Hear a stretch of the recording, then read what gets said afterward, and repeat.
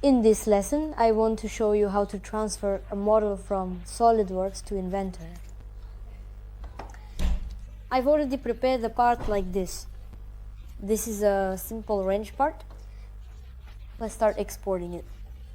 Go to File, Save As, select the IGES format and save it to any folder that's convenient for you.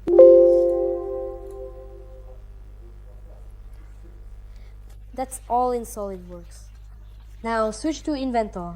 Click on the folder icon and select our part. Open it.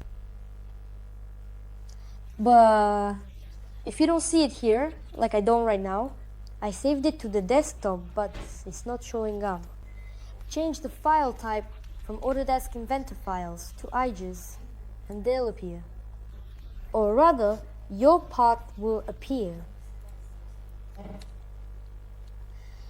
It loads in this strange transparent form.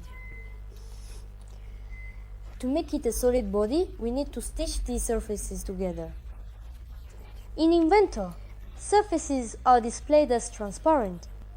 Click Stitch and select all of them. Apply. Yes. There we go. And now we have a solid body like this. Now we can assign any material we need to it.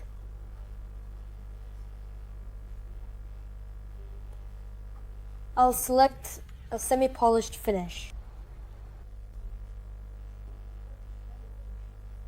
There.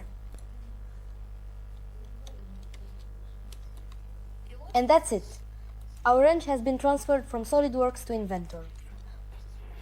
This was Robert FD5 with you. Goodbye everyone.